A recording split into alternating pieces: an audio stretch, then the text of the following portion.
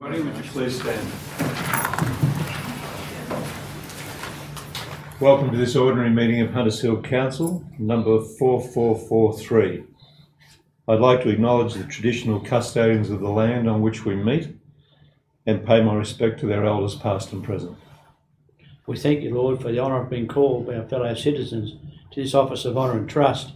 Give us grace, diligently and honourably, free from private interest or prejudice, to discharge the duties entrusted to us to the common good and in your sight, through Jesus Christ our Lord. Amen. Amen. Please have a seat.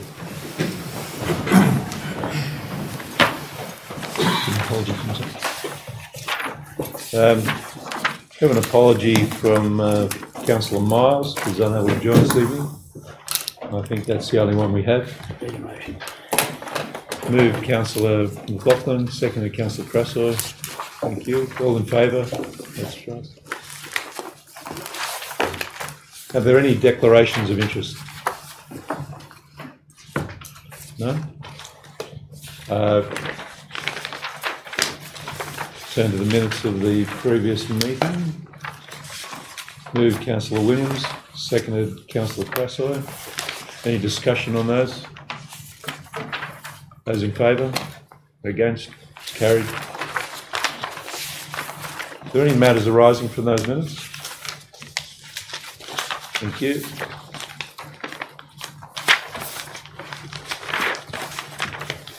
I think we're 2.1, the celebration of Hunters Hill's independence. Is there the second lot of minutes? Oh, there are two lots of minutes. Thank you, you're right. Thank you, Councillor. Second lot of minutes there. Move Councillor McLaughlin, second Councillor Williams. All in favour? Against? Us carried. Thank you. So item 2.1 is a celebration of Hunters Hill independence. This is something which is very important to this municipality, and I'll just take you through a couple of key dates in this. On the 25th of July 2018 marks the day the Premier of New South Wales announced that those councils' amalgamations currently put before the courts will not proceed. It was a very important day to us, but I think the day that was even more important was the following Monday, the 31st of July. And that marks the day that the Court of Appeal handed down its judgment advising that the merger proposal made by the Minister for Local Government regarding Hunters Hill, Lane Cove and Ryde City Councils was invalid. This is a very important day because we put a lot of effort into this, and there was some dissent in the community. Not everybody agreed. And I think it's very important we remember that not everybody was in favour of pursuing the anti-amalgamation track.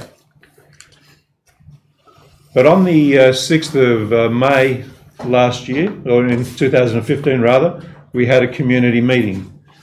And in that community meeting, 4 out of 5 people were against being amalgamated. On the 3rd of the 6th in the same year, we had another community meeting.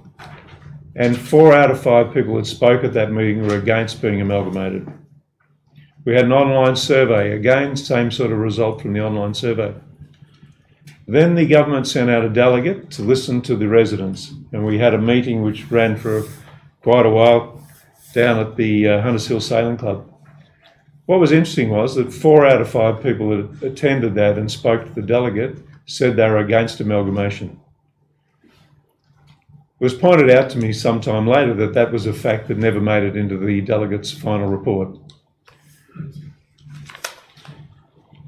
We pursued a legal challenge, and some of the members of council were very concerned about the cost of that legal challenge and took us to task over the amount of money we were devoting to it.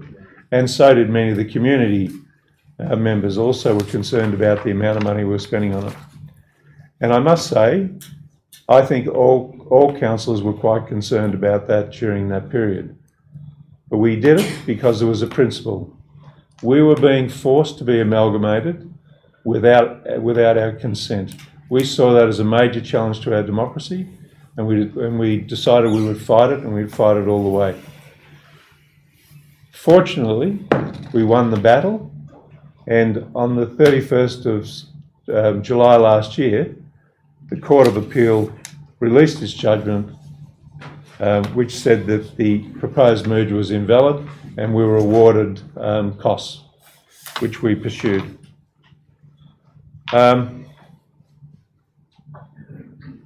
In closing, just a note, we decided we'd celebrate this, and with community members we've decided to celebrate it on the same date, 31st of July this year rather than last year, of course, and we're having some drinks at the Hunters Hill Club on that evening.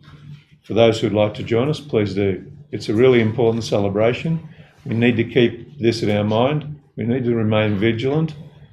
I think we'll have another challenge at some time in the future, maybe not from the same government, but from another government, but I think they'll pursue us in the future. We need to remain vigilant.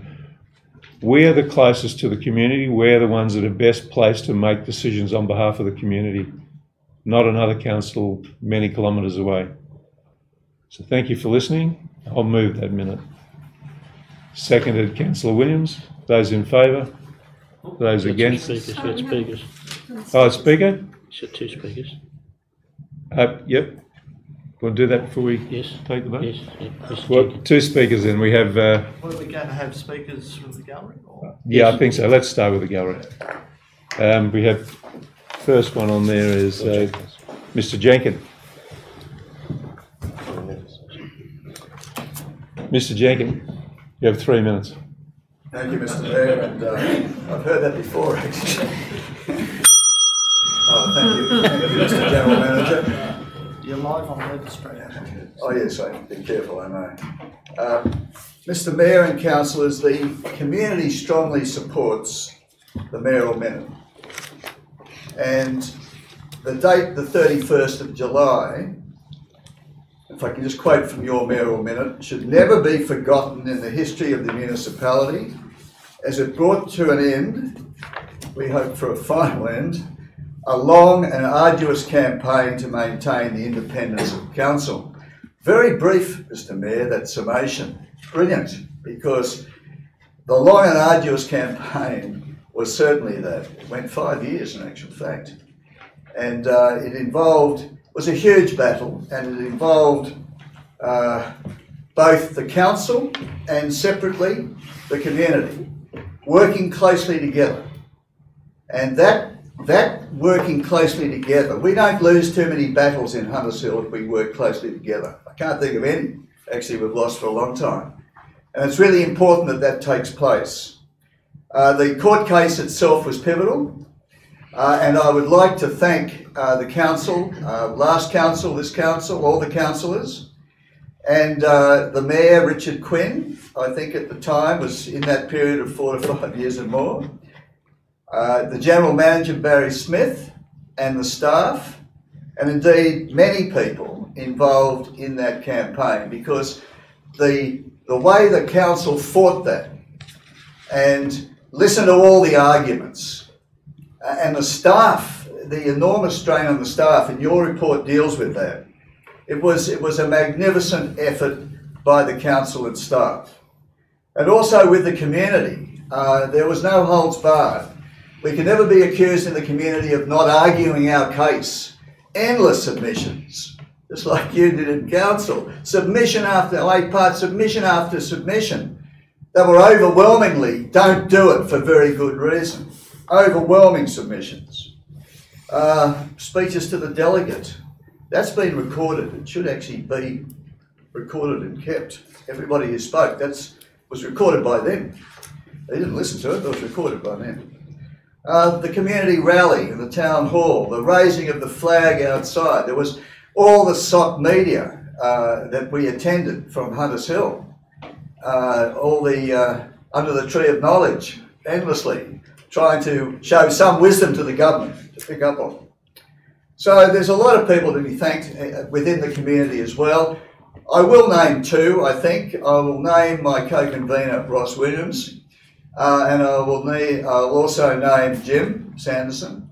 But there were many who often came along to SOC meetings and other meetings as well. But there were many people in this community who stood up.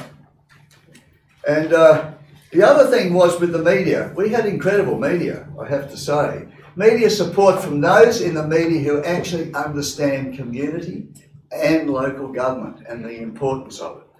And I should mention in that regard the Weekly Times. I was having a look at the number of articles, front page articles from the Weekly Times, and Alan Jones, and a lot of others who were actually standing up without fear or favour and arguing the case for local democracy. Now, the 31st of July is the appropriate date, and if I can just support what you said in that regard, because the judgment came down on that day, on that Monday, and that judgment of the Court of Appeal, the highest court in this land, said this: they declared that the merger proposal was invalid and ordered the government to pay the cost of the appeal and the hearing. Invalid.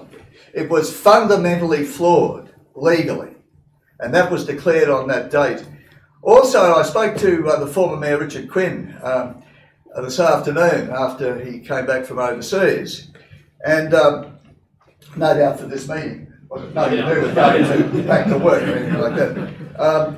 But what was really interesting in that was that the Premier's announcement. Move to extend, Councillor. Sorry about that. The Premier's announcement was on the 27th of July, and it was signed by the Minister. And there were many of us who thought, I wonder if they're going to go back on this as well. Are they going to withdraw the court case? Are they going to go to the court case on Friday and say, we've now withdrawn it, don't give your judgment? There were real concerns about that. But it was on the 31st of July that signed letter goes to the former Mayor and arrives, which says unequivocally, I've got it here, I think, I have decided not to recommend to the Governor of New South Wales that the proposal to merge the Hunters Hill, Lane Cove and Ryde local government areas be implemented. This means that your council will continue to stand alone. Now, you've got that. It's been framed. It actually, at the moment, it's just outside the back here. Wonderful if it was actually there, I have to say, because that is a very important letter. It arrived on the same day that we won the court case. And it's the notification of the decision, not some media event that takes place on the previous Thursday. It's getting that signed by the Minister that has the effect of saying there is no further merger. So the 31st is a really important day. It signifies and symbolises our independence and our local democracy, a strong community, our right to elect our own councillors for our locality, for our place. We are, in fact, as a community, the guardians and the council of our history and heritage, and that indeed is what local government is all about. There are other important dates in this community. One is the proclamation date of the 5th of January of 1861. And that's a very significant date. It's not an easy date for us to celebrate because no one's here in early January and most of us are away. But that's an important date. Mookaboola, the first held on the first Sunday of August, Mookaboola Festival, is really Hunters Hill Day in my view. It's the day in which we celebrate everything, not just independence, but everything. We celebrate our community, our council, our businesses, our dogs. There's a dog judging, I think I saw last year. It's for the whole of Hunters Hill.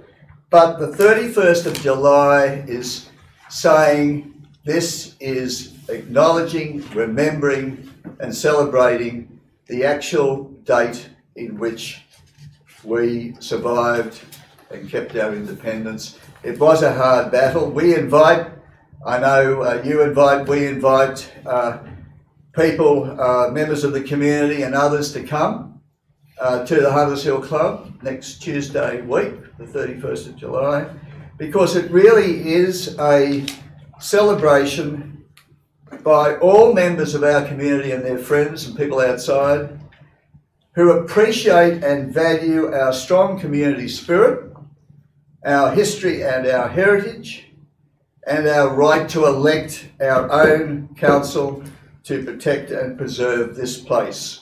So please, the whole community is welcome to come. It's a totally inclusive celebration. Anybody who believes in that, whether they're at the front line, the back line, watching on the sides, it doesn't matter. If that's what you believe, please come. Thank you.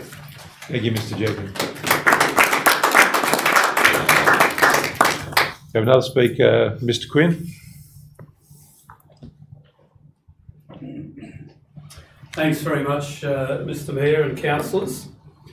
Well, as we all know, the result of the 2016 Orange by-election sent a big wake-up call to the current New South Wales government. As highly respected election analyst Anthony Green later confirmed, the swing against the Nationals and the New South Wales government at that by-election was the biggest swing against any sitting government in this state's electoral history. The Orange result confirmed a key fact of democracy, namely that governments that push ahead with agendas that do not have broad community support do so at their peril at subsequent elections.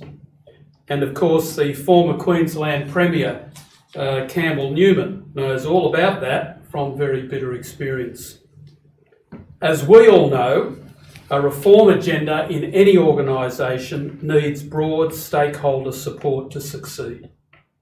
Issues such as the forced amalgamation of councils and the greyhound racing ban surprised and blindsided communities who felt let down and disempowered by many of our elected representatives.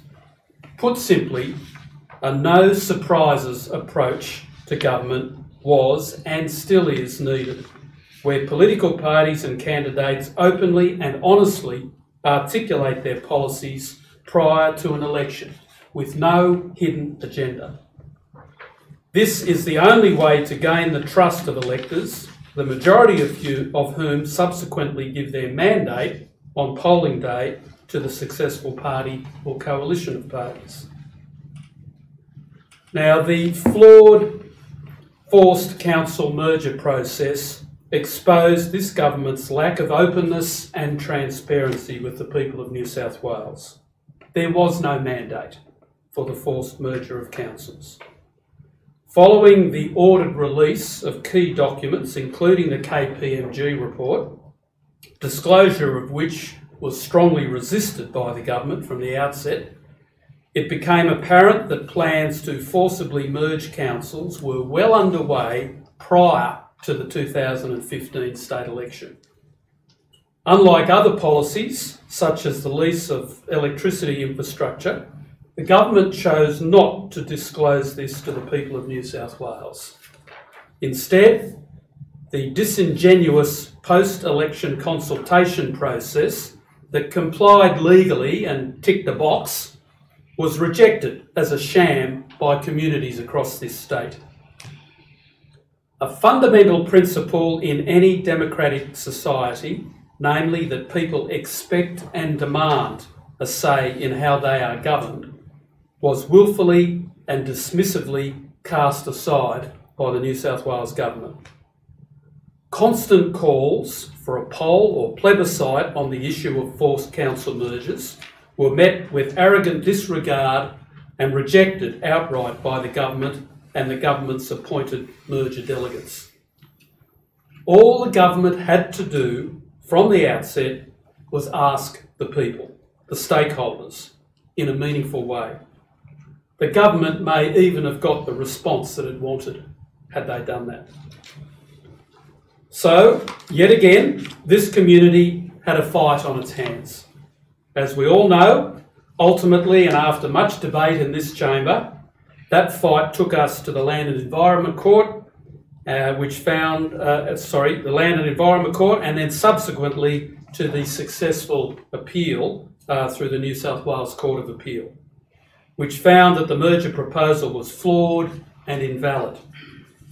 That decision of the court, as has already been mentioned, was handed down 1 year ago on the 31st of July 2017, a date that must now be etched into the corporate memory of this community so that this victory and the democratic principle that underlies it, that so many of us fought for, is not forgotten. Mr. Mayor, I wholeheartedly endorse your report. And I also propose for Council that Council, together with our local community, formally recognises the 31st of July as an annual commemoration and celebration of our local democracy and independence. This story needs to live on and be documented, recorded, known and told by others who will come after us. Thank you, Mr. Mayor.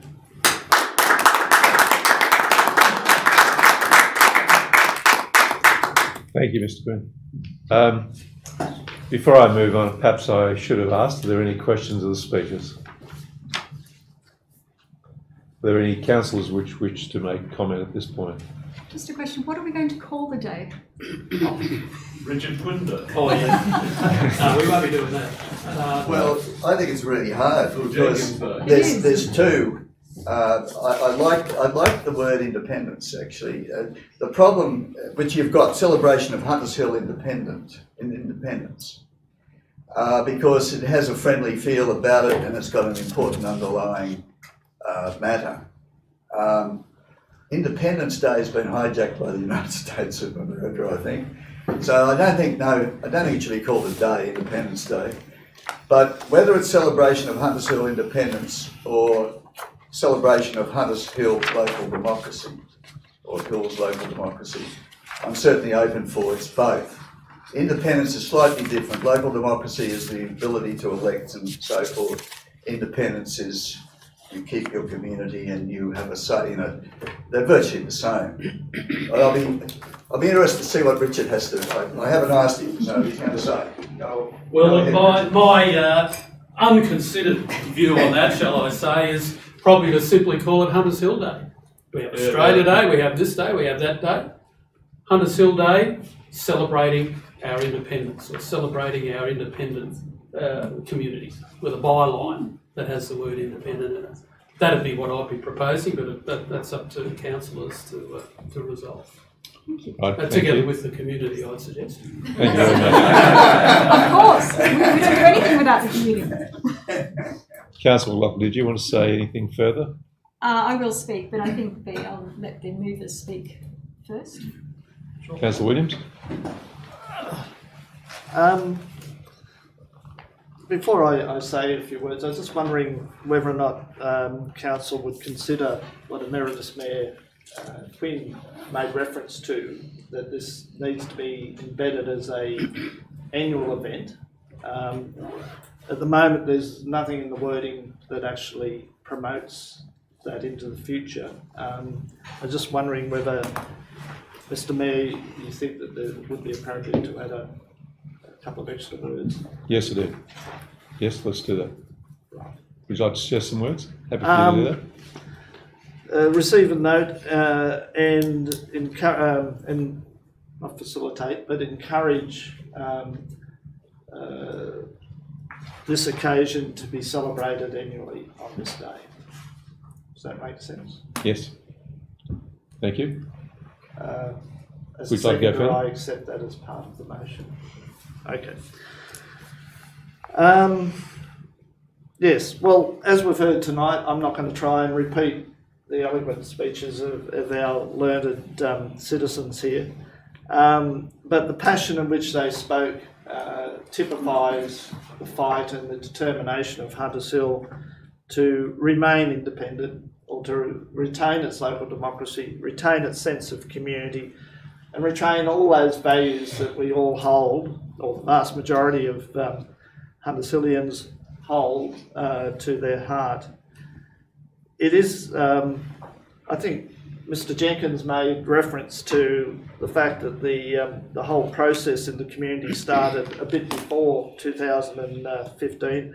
I can recall sensing the issue in the wind back in 2013 when the government first moved down this path, and the community mobilised at that point and was joined by council in that process as the determination of the government to force this upon the community came in a year or two later.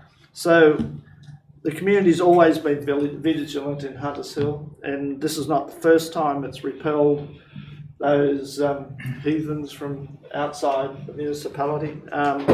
But it was a David and Goliath affair. Hunters Hill is small, but very passionate, and passion will always win over tyranny in these sort of circumstances. I'd like to thank not only the council of the day, but also the current council for their commitment to Hunters Hill. And it's very important that we never forget the role the community played in this process, because you could never win this sort of victory without having a vast majority of people behind you. And I just wish the government would wake up to itself and be a model litigant and actually pay our court costs.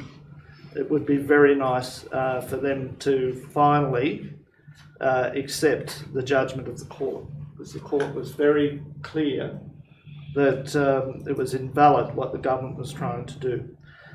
But the community, as always, will continue to preserve, protect and fight for our local democracy and all that goes with it. So I thank you, Mr. Mayor, for bringing this to the community, and I thank our speakers for putting a much more elegant position on the table. Thank you, Councillor. Are there any other comments? Councillor Sanderson, would you like to... Councillor Sanderson, please, next. Go, Councillor Sanderson. Councillor McLaughlin, you gave up your right when you deferred to Councillor Williams. To speak. Councillor Sanderson. Thank you, Mr. Mayor. Like everyone here tonight, I share the view that it's absolutely appropriate for us to celebrate on the 31st of July. The decision was made in the Court of Appeal, and I think that's the more important of the two decisions. That spelt out that legally we were absolutely right, and it wasn't just the council that was right, it was the community that backed them. I've got a lot of memories from that time, and a lot of them distracting, a lot of them very pleasant. One of them that I can remember is I'd frequently get to work in the morning, and there'd be a phone call from Phil Jenkins. Jim, can you get down to the Tree of Knowledge today? Then Phil would go into the details of what the issues of the day were. I always carried a lot of signs around in the back of my car, so I'd get down to the domain, traipse across the domain with my signs, and we'd stand under the Tree of Knowledge.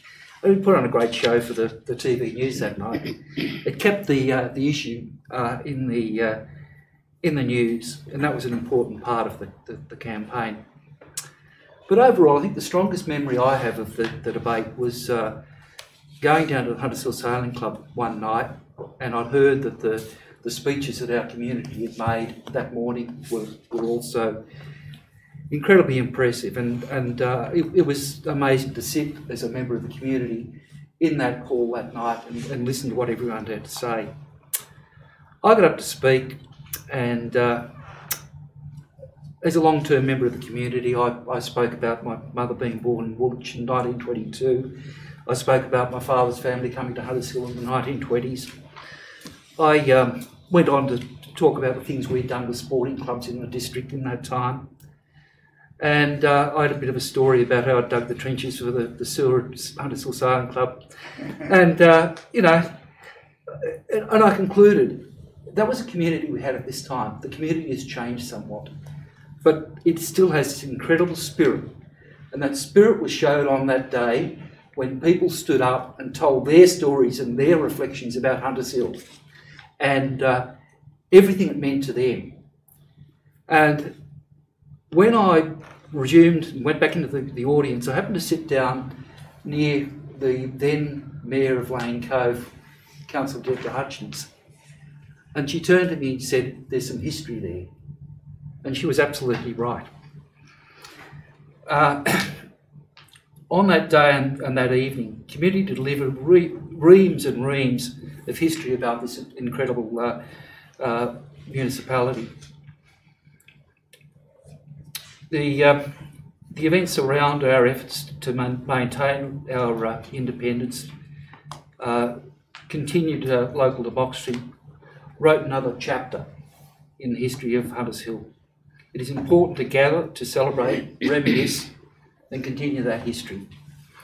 I thank Phil and others for their organising the upcoming event, and also for their devotion to Hunters Hill. Thank you. Thank you, Councillor. Councillor McLaughlin. Thank you for your patience. I actually don't have much to say, but I do want to say that I think we all stand here today. We're all here today because of what happened a year ago, and I'm grateful for that. I'm grateful to have had the opportunity to stand again for Hunters Hill. I'm grateful to be able to serve again for Hunters Hill. But the one thing I did just want to say, because I think, again, it's been covered eloquently by everybody else, is that I was listening to the news this morning and our Prime Minister, Malcolm Turnbull, had something to say about local government, and I quote.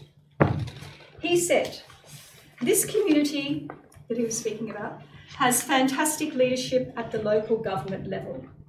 It is so important for a community to have a strong local council, clear vision, strong leadership, and great engagement with the community."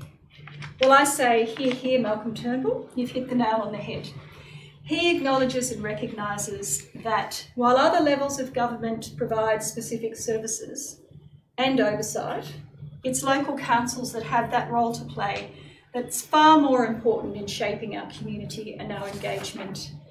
And I'm just so happy that we can celebrate July 31, that we have a council, a strong local council to celebrate July 31. So bring it on, I'm looking forward to the party.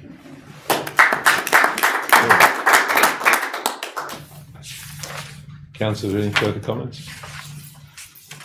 So we've got a move and a seconder for that, with the addition that we make this an annual event and celebrate it each year from here on. So I'll put that motion. Those in favour? Aye. Against? That's carried. Thank you.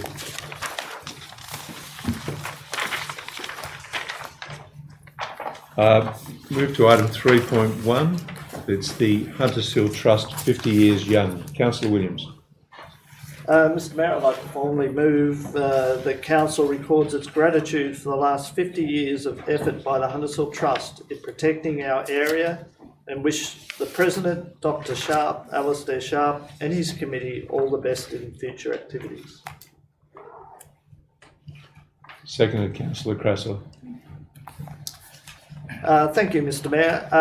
I know Dr Sharp is in the audience and he wants to address Council, but I thought it'd be best if I set the scene in my notice of motion and Dr Sharp can respond to that. As I say, and just to start with, there's some minor editorial stuff that needs to be done following discussions with Dr Sharp, and I'll just pass those up. I won't read those out. We'll make those amendments. They're not consequential in the thing, but I'll hand that up. But as we've just heard about the passion of Hunters Hill in our battle to maintain our local democracy and independence, it's equally important to acknowledge those community groups that work tirelessly and over extended and very long periods of time through successive people. That passion has just flowed through, and the organisation of the Hunters Hill Trust is now celebrating its 50th year of working hard to not only preserve what we value, but also raise the awareness of the community. I had the opportunity to attend their recent AGM, and at that AGM there was a real vibe in the room, a real passion about where they've been and where they're hoping to go to, and that really bookended the whole experience was when I think it was 5, Alastair, of members talked about different eras of the trust, And it was quite amazing, the range of people, the range of battles, the range of experiences, and the personalities involved in it was quite phenomenal. So what I've done is also incorporated in the motion one of those speeches by Alice Oppen, AOM, and she did the first 15 years, and I think none of us were around then, so I thought that was probably the best and most fitting to remind us of really how that struggle started and how hard people worked over many issues, over many years, to form the foundations of what is now the Trust, which is all about preserving the values of Hunters Hill. And so with that, Mr Mayor, I commend to Council this opportunity to acknowledge the outstanding work done by the Trust and acknowledge all those members over all those years for their leadership and guidance on many crucial issues.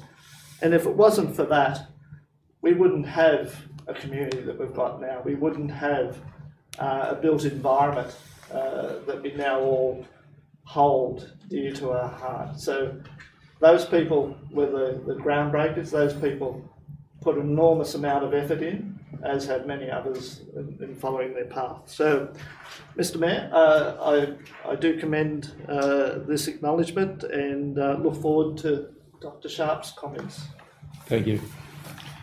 Dr Sharp, perhaps we could hear from you at this point. Thank you. Thank you for joining us.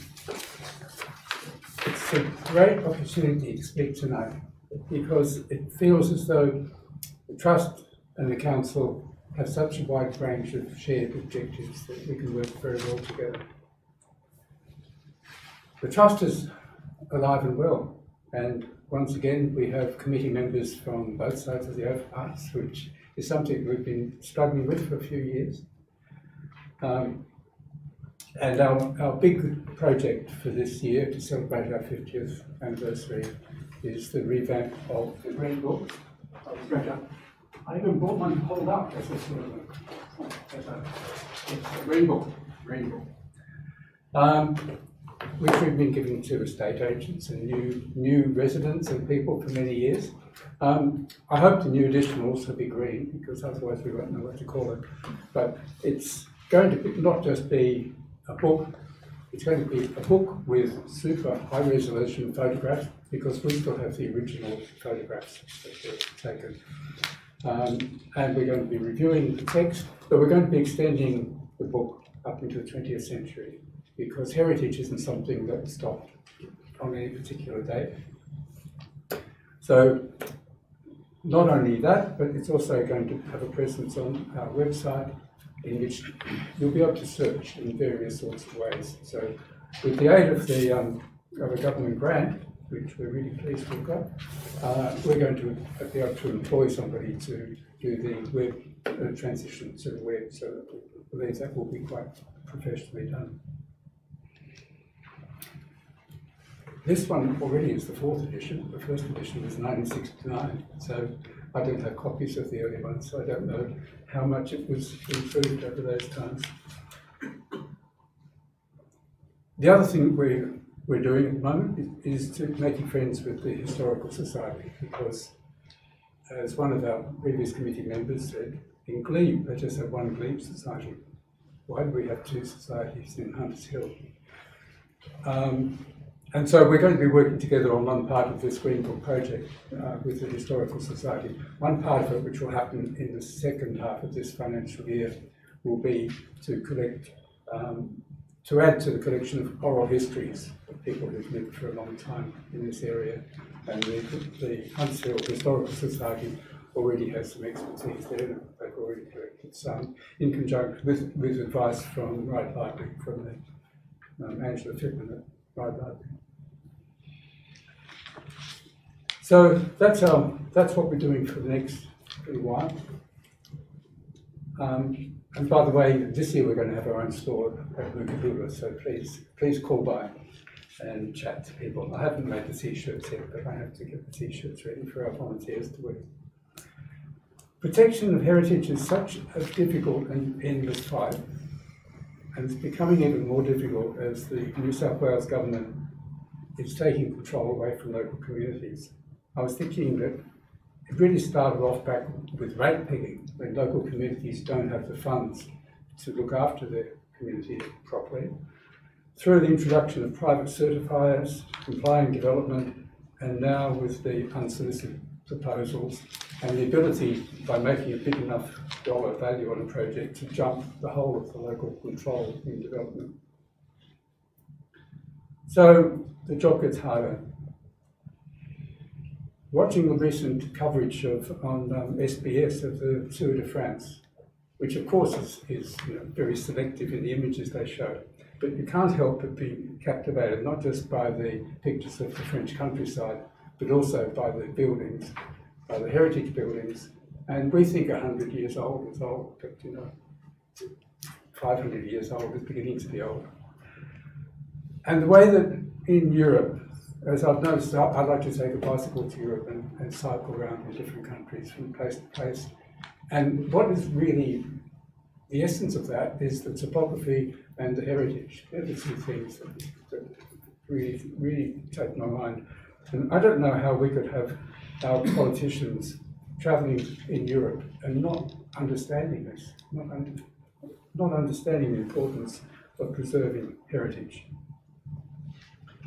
Europe's made mistakes too, and last time I was in the Netherlands, I photographed a 1960s probably high-rise housing estate, or a series of high-rise towers being demolished, and I know that London and Glasgow have been demolishing their 1960s high-rise estates, and I really worry about the sort of buildings that are being put up along Victoria Road, through Drummoyne, Graveswood, Drummoyne, and now up on the corner of move to extend, Councillor Sanderson and Councillor McLaughlin. the corner of Epping Road and Delhi Road, with the high-rise straight from the boundary, above the traffic fumes, exposed to the noise.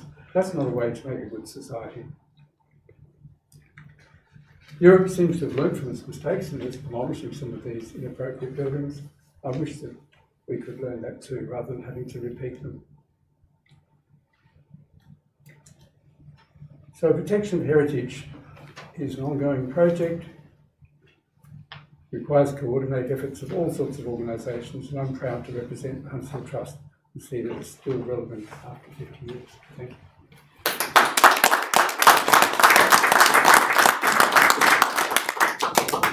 Thank you, Doctor. Are there any questions of the Speaker? Any comments? Do we have any other speakers from the councillors? Councillor Sanderson. Thank you, Mr. Mayor.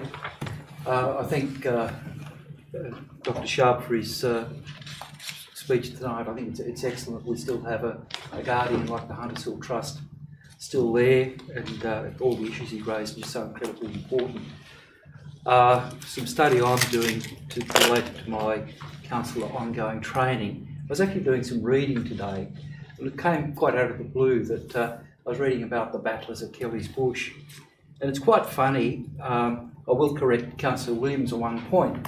There was one councillor who lived in Hunters Hill in 1968. I was only 15 years old at that time, so I did live here. But I was pretty aware of local history, because the fellow I was sailing with at the time, I think his father ran as a trust candidate in the election that followed. But what I was reading today was Hunters Hill has always been a fairly conservative community, and the community had some problems with the BLF involvement with the battle to save Kelly's Bush.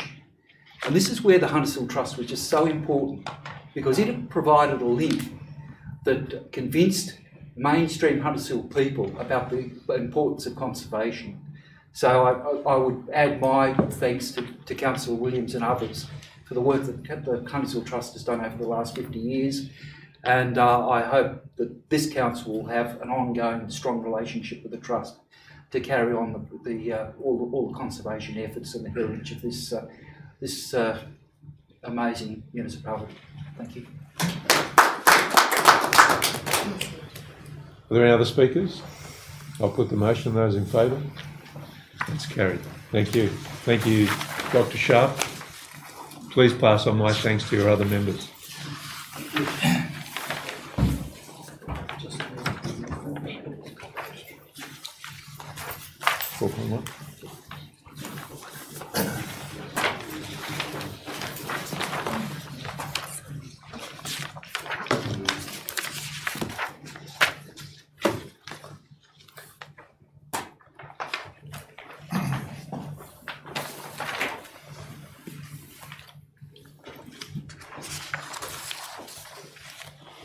The next item we have is item 4.1, which is the low-rise medium-density housing code and the medium-density design guide. Not on this. No, not on this. No. By Councillor Williams. Councillor Williams, moved Councillor Williams. Councillor Collins. Seconded Councillor Collins. Are you happy to second it? I'm sorry. Oh, yeah. No, Did you have a query or? I just thought we might bring. Yeah, I thought we brought forward, but sorry, no. It deals with one of the minutes, I think. So, any discussion on this? Councillor Williams. Yes, Mr. Mayor. I'm reading all the documentation and the response from the Department of Planning in giving us 1 year exemption. I'm still puzzled as to why it's only 1 year, but we'll take what we can get and we'll work during this year to ensure that we get some sense out of the government and make it in perpetuity. Because this does affect a part of Hunters Hill, and it is another level of erosion of the ability of the local community to determine the type of dwellings and the type and scale and bulk and all the other things that go with good planning. To have a development code that actually allows medium density dwellings or in particular zonings really does tip the balance in the favour of developers. And we've seen in recent years what happens with the single dwellings that are now being dealt with by private certifiers through that same process. And the types of development that are now being done, in my way of thinking, don't really meet the basic objectives of what we've tried to do as a council. They clear a site totally, they build from side to side, and there's very little consultation, if any, with the surrounding neighbours. So I'd hate to think that would then be scaled up to this level, where you get manor houses, you get dual occupancies being built without any community consultation and without any merit-based planning process. Sure, you can tick boxes, but at the end of the day, those boxes are the lowest common denominator and don't necessarily reflect what the community and residents are expecting. So I welcome our 1 year extension, 1 year breathing space. However, I think Council has to be very diligent and continue to put its case and argue for this to be made a permanent arrangement. Thank you, Mr. Mayor.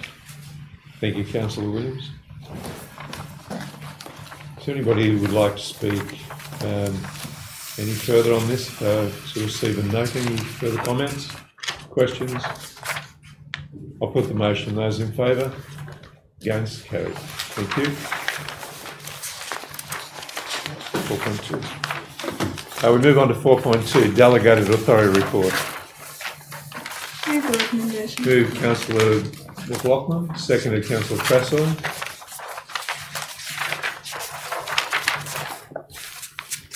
Recommendations on page 17, and any further discussion? I'll put the motion. Councillor Williams, sorry. Not a for and against, but just a comment, and I think I made it previously. I welcome the additional information that we're getting in relation to refusals, but as I've mentioned before, those that are approved under delegated authority are pretty light on in terms of explanation and even a description of what is being approved. So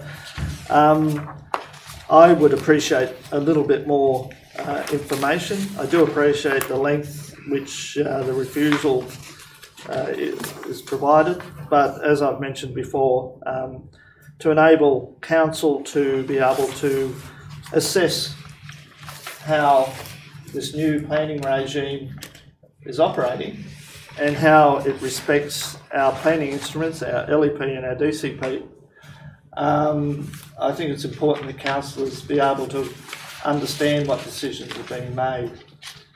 I didn't attend, but I've heard, and it does raise concerns in my mind, the local planning panel process. And there was little discussion, little comment, and it was all over in a blink of an eye. It was over in a minute or 5 minutes, I think.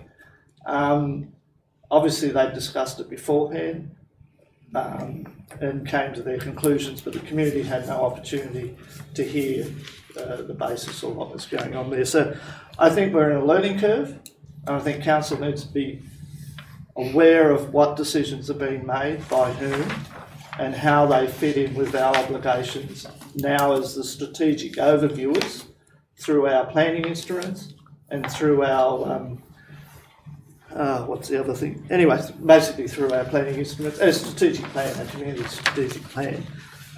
So we do have a responsibility to keep abreast of what's being approved, why it's being approved, and how it fits, most importantly, with our established structures and strategic direction. Thank you. It's just a comment. Thank you, Councillor. Query? Question? For or against? For, but For, speaking for. Please go ahead. Councillor Sanderson. Thank you, Mr. Mayor. I was the councillor who was president of the LPP meeting last week. Does it relate to this particular matter? It does. I just want to support something that a point that Councillor Williams has made. I observed the fact that there was no reasons given in front of the meeting. The only person who actually spoke about any of the issues was the chair. I think to support Councillor Williams' comments, I think we really council needs to be starting to take a role that is at least offering opinions, even if we cannot make decisions anymore. Thanks for your comments. I'll put the motion. Those in favour? Against? That's carried. 4.3. Report on legal matters. Councillor Williams, seconded. Councillor Crasso. Councillor Williams. Yes, Mr. Mayor. I've got no issues with the report as such. Just again to reiterate some comments I've made or requests I've made before. Firstly, I don't see our merger legal issue on the table here. We did ask for it to be added, so we'll find out what yes, happened there. you did too. Thank you. Because I think that's an important issue which we've talked about earlier on tonight. And again, it might seem minor, but for me, reading these documents, quite often, for example, on page 23, there's a whole host of issues there that just relate to a place. They don't really tell me, even in the description, they don't tell me what the issue is, what the breach or the appeal is about. I don't expect a paragraph, but a couple of words to say it's an appeal against an approval for a 3-storey house or something, or it's a breach of a tree order or whatever, and the nature of the sort of tree. Anyway, because we're getting those reports, I would appreciate just a little bit more information to make it worthwhile to read them, because if I don't understand the context, it's pretty meaningless to hear the dialogue about legal proceedings. Thank you, Mr. Mayor. Thank you. Comments? If I could, Mr. Mayor. Yes, please. Did you receive an email very late this afternoon in relation to the item on page 21? You may not have had a chance to read your emails yet. No. LIEU, the tree matter? Yes, I have. Yes. A report has been. Yes. We won that in court today, and we received a fine and cost totaling $83,000. Whoa. Well done. We'll bring a formal report. We'll report that to the next meeting. It's 3 times the amount. Yep. I might add that those couple on that first couple of pages, it says tree removal and noise pollution. Like, that's the sort of description I'd appreciate further on in the report. just helps. I'll put the motion. Those in favour? Against? That's carried. 5.1 is the joint library agreement. I think we're at 5.1. I'm in your hands, Councillor. Recommendations on page 35. I'll move the recommendation as is. Thank you, Councillor McLaughlin. Seconded, Councillor Crasso. Councillor McLaughlin, would you like to speak to this? No, I think we've spoken about this a number of times, so I'm happy to. Would like to speak against? Oh. Councillor Collins. I'd like to speak against the amount of money that we're paying for our contribution to RIDE, which I understand is $717,000. So last year RIDE spent $5.6 million running all their libraries, the 5 libraries and the home library and online, and we're contributing $717,000 to that, which is about 12.5%. But if you have a look at the report on page 30, Hunters Hill, the actual borrowing from these libraries is only about 6.22%. So I'm trying to understand, how do they come up with this number of $717,000? Because it should be half that based on our usage. All happy for us to pay for the library service we use, but it appears that if we were to pay the library service that we use, we should be paying $350,000, not $700,000. So we're paying $350,000 as a contribution for our usage, and we're giving RIDE a $350,000 subsidy. And we really can't afford to do that. So I'm against this report because the number is way too high. I don't know where it comes from, and it doesn't reflect our actual usage. Thank you, Councillor Collins. Anybody like to speak for? Councillor Williams. Yes, Mr. Mayor. I've spoken at length on this issue at previous council meetings, and I don't change from those views, and I share some of the views that Councillor Collins has put on the table. But I've come to the realisation that it's inevitable that we make a decision, and the only decision we have available to at this point in time is to accept the RIDE offer. But part of the recommendation I think is quite critical, and one that I'll be working very closely to make successful, and that's this issue of setting up a council committee to go through the process over the next year or two, or hopefully over the next 6 months, to work through those issues Councillor Collins has raised, work through those issues which I've raised, particularly the issue of our fair share of equity in the assets.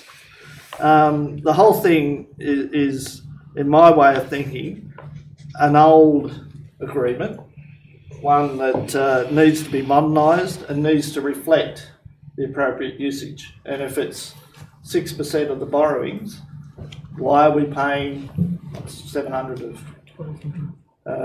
We're paying twice what we should. Yeah, okay. We're getting ripped off. Yeah. So anyway, there's a whole lot of debate, negotiation to settle this issue, and whether we stick with RIDE is also an issue. And I don't particularly appreciate in this report where it discloses our position. I would have thought it would be better that it'd be a bit more candid. But anyway, it puts us on the table as having no other options, which is a bit unfortunate when you try and negotiate with a much larger entity such as RIDE. So I think we've got to work very hard over the next 12 months or 6 months, work as a council, form an opinion as to where we want to go with this. I don't believe there are no buildings that we could use for this purpose, but there may be other opportunities in the near future for developer contributions to get us there. I think everything's on the table. I think we need to work through it diligently. We need to make sure that the Hunters Hill community gets a fair share in this deal, both in terms of contribution and in terms of any equity in the assets that come from that contribution. So I support it at the moment on the basis that we'll work through a thorough process to ensure that Hunters Hill community has the best possible library for the best possible value. Thank you, Councillor. Anybody else like to speak against? Can I just have a quick right of reply, if I may? You sure can, but does anybody else want to speak against the proposal? Can I propose an amendment or not? You can propose an amendment if you wish. If you want to write, do I do that now? Or? You should do it before the right Yes. reply. Yes. Yes, you need okay. to. I would like to propose an amendment that we take out agreeing to the terms of the agreement as it is, and we negotiate an agreement based on our actual usage. Because the agreement as it stands, we are actually donating $350,000 to RIDE, and it's completely unfair, it's one-sided, and it's not good for Hunters Hill. So my amendment would be to take out the accepting this agreement as it is and enter negotiations on a user service rather than what seems to be a made-up, I don't know where the number comes from. So Thank you, Councillor. that's my amendment. Do I have a seconder for that amendment? Are you going to speak more to it, or is it? I will speak more to it, yes. Oh, second, just. All right. Please go ahead, Councillor Collins. Okay. Seconded, Councillor Crasswell. So what we have is 5 libraries in RIDE. We have 0 libraries in Hunters Hill. There is no way that we have in Hunters Hill the same access to libraries as Gladesville. So it's not fair to base our contribution on population. So if you add the population of RIDE to Hunters Hill, Hunters Hill residents would probably make up about 12%. So that's possibly where the number comes from. But the fact of the matter is that Hunters Hill do not have the same access, and they're not using all the facilities of RIDE as much as RIDE residents are. What we have here is a completely unfair agreement. We should not just accept it because it's easier to say yes. We should actually enter into an agreement that is fair for Hunters Hill and where we're not donating $350,000 to RIDE. It's a good service, and for $350,000, I think it's a good service. It's fair. For $700,000, which is over 4% of our budget, it's not fair. And bearing in mind that in a month's time, we're coming back to this chamber to discuss an 11% rate increase, we need to be careful with our money and show that we're actually looking out for the interest of Hunters Hill ratepayers. So, No, thank you. So, so we've got a speaker for the motion. Anybody would like to speak against the motion? The amendment. The amendment, rather, sorry. Councillor Sanderson. I've got to reflect my disappointment that there hasn't been more development since the motion I put through got up as a resolution back in May, I think it was, where we deferred the decision until the end of September. I would have liked to have seen more work done to try to develop other opportunities. I would have liked to have seen other things happen to perhaps get equity in the holdings, but at this point in time, I think we've just left our run too late. I don't think there's any possibility of renegotiating an agreement from scratch. I think we just simply have to accept what we've got. Certainly we shouldn't be renewing for more than 12 months, and we shouldn't be paying anything more than the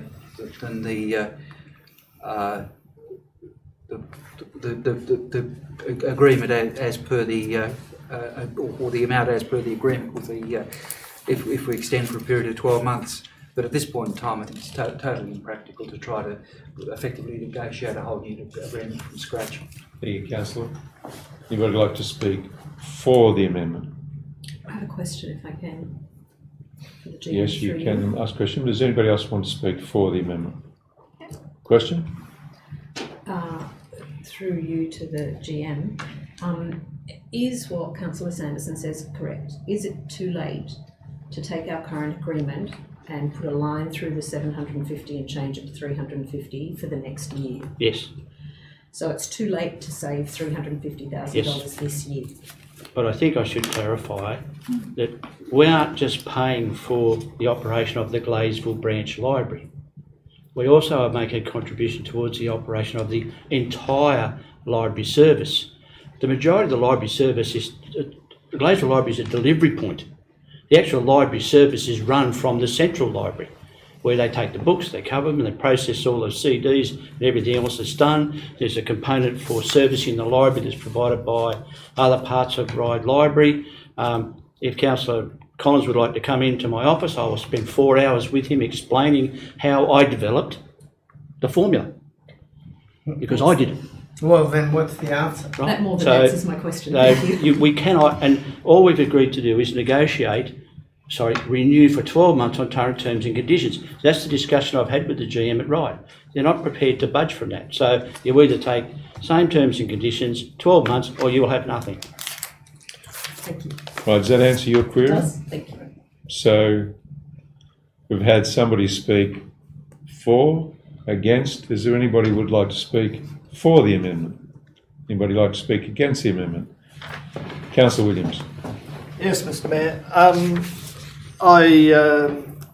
I appreciate Councillor Collins' sentiments, and as Councillor Sanderson pointed out, that there has been opportunity over the last 4 to 5 months to get more involved in this process, and admittedly we've spent a lot of time collecting data, but I agree with the General Manager that we can't renegotiate this at this point. The current needs to be accepted only for the 12-month period, and I point out that recommendation 2 is that Council establish a working party to consider the long-term options for the provision of library services to the residents of the Huntersville LGA. Now, I think that's the time for us to really get our sleeves rolled up. We shouldn't leave it for 11 months and try and solve it in the last month. We should start tomorrow in this process, accepting that we're stuck with this antiquated document. We need to revisit it.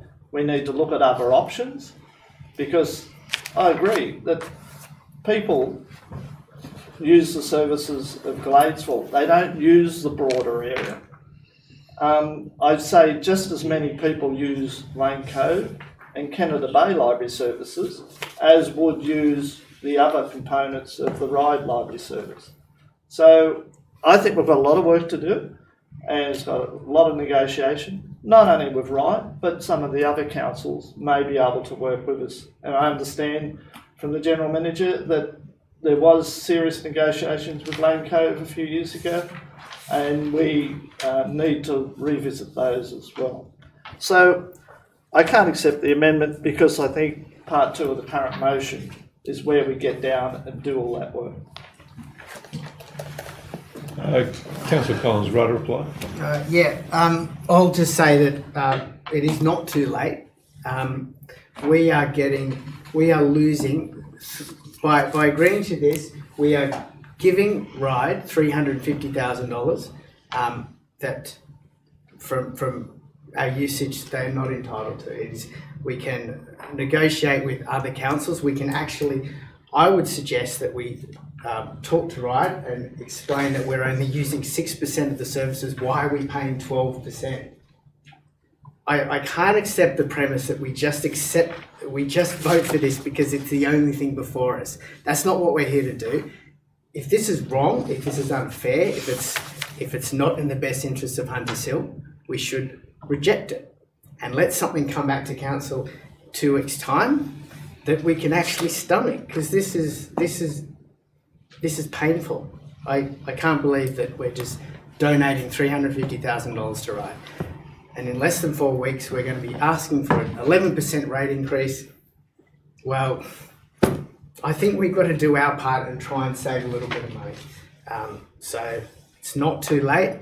If we reject this, we'll enter into negotiations and hopefully save $350,000, which is around about 2% of our budget, with a stroke of a pen. 2 points of Thank you. clarification, Thank if you. I can. Yeah, thank you, councillor.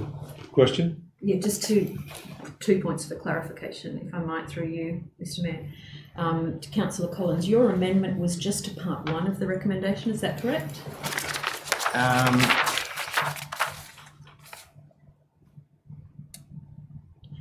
Yes. Yeah, so the council request, you know, like a different price for 12 months. We But- renegotiate, yes. Yeah, but that part 2 remain in the recommendation, is that correct? Oh, absolutely. Yep. Yeah. And then the second point of clarification, through you, Mr. Mayor, to the GM, Councillor Collins just said it's not too late. I'm confused because you just said it is too late. It is too late. I've had the discussions with the general manager at Ryde and they won't move. Thank you. It's so Well, that's simple as not that. too late. That's just saying that they're not agreeing. So is that how we negotiate? They say no, so we say, you know, I don't accept that. We have no position, sorry Mr Mayor, if I could, we have no position to negotiate. And as I tried to explain to you, you simply cannot calculate the cost of the library service based on the loans only from Gladesville. That does not make any sense. If I may, I'm not basing it on Gladesville. I'm looking at the total loans, which is on page 30. We've got Eastwood Gladesville's home library, online renewals, 6.22% is by Hunters Hill. Yeah. And that is, later on, it is stated that is really the only way that we can determine Hunters Hill usage is by that, because we can't see where people live when they log on to the Wi-Fi and whatnot. Considering it's a library, looking at borrowings to determine the usage, I think is actually quite a fair statistic. So we do. Well, we'd have to negotiate a new agreement to do that, and they're not prepared to negotiate a new agreement. So that's different from being too late. That means they're not willing to negotiate. So they've got us over the barrel of the gun. Do we just hand them out $350,000, or do we actually do what we're supposed to do and find another option? Does that answer your question, Councillor Cresswell? Well, not really. I mean, sorry, you're asking us to vote on this, so I kind of do want to just. All right. So what? Can I answer her question? Please ask your question again, and who's your question directed to? It was to the GM. All right. Please ask it again of the GM. So my question to you, GM, and maybe I should articulate it differently. I wasn't asking, have you gone to them and have they said no? I was asking, is it too late to put this, what Councillor Collins is suggesting, to them? Is there a deadline that we can't cross? Because I actually agree with the recommendation. My inclination is to go with the recommendation as it stands. But if we could potentially save $350,000 by asking them, you know, I just don't understand. Has the door shut? Yes, because we already asked for an extension to September, which they granted. We should have already given them notice. Okay. The resolution from previous me, I stand for Councillor Sanders' motion, actually was to ask for an extension of time. The extension was to September, which we asked for. Thank you. Now that answers my question. But it's July. So it's a different, but if they've said no, that's one thing. It's not too late. We can All right. still, Excuse me, Councillor Collins. Does that answer your question, Councillor Cresswell? Is that clear enough, or would you like to continue with your questions? It's not too It's a late. lot of money. It's not too late. They said no. It's different. Look, if I could, Mr Mayor, to be honest, I think it's too much money. And if I thought I could go and negotiate, or had a position that I could negotiate to save us money, who do you think would do it? I would, and I can't. It's as simple as that. Can I make a point of clarification? There's a difference between them saying no and it being too late. Thank you. It's disingenuous I to got say that. it's too late. Yes. And that got Well, it's clarified. both. Thank All you. right. Yeah.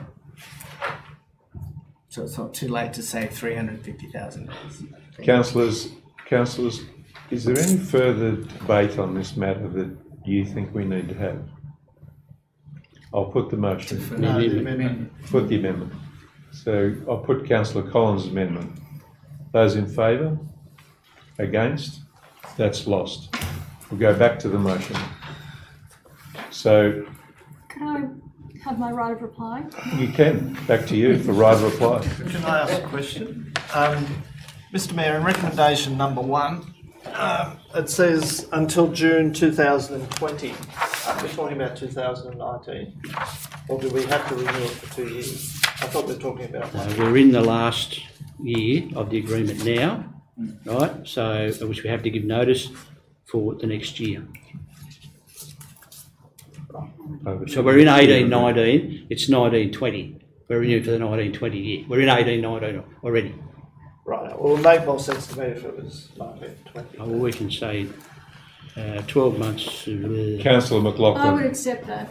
Councillor If you want to McLaughlin. change it to the financial year. We'll make 2019-20. Yep, we can do that. Right reply, Councillor McLaughlin. Yes, I just wanted to make the point that none of us agree with the money, clearly. But we do have a legal obligation to provide this library service, so we have to keep going with this until we have a better alternative. And point 2, as Councillor Williams has pointed out, is going to provide that for us. I feel confident that we can get something, whether we can negotiate a better deal with RIDE or whether we provide our own or whatever we do. So I'm comfortable with the recommendation as it is. I'm not comfortable with the money we have to spend. But we do have a legal obligation to provide a library, and we can't just opt out of this. We can't let negotiations fall apart because we have to provide a library service to our community. Thank you, well done. Question? Councillor Collins, question. Who's your question on? My question is of the General Manager. Is it possible for us to still negotiate with Lane Cove or Canada Bay, or is it because the deadline's September, so and it's really July, so is it too late or is it not? That's my question through you, Mr. Mayor. It is to actually develop a service, get it costed, run a process. Look, it's a year's work. That's what the whole idea of having the working party. That's about how long you'll need to get it done. Well, we've got a year. And you have to do it. All right. 11 months. It's a lot of money. So we're back to the original motion with. I'll put the motion, the original motion. Those in favour? Against? Councillor Collins against? That's carried.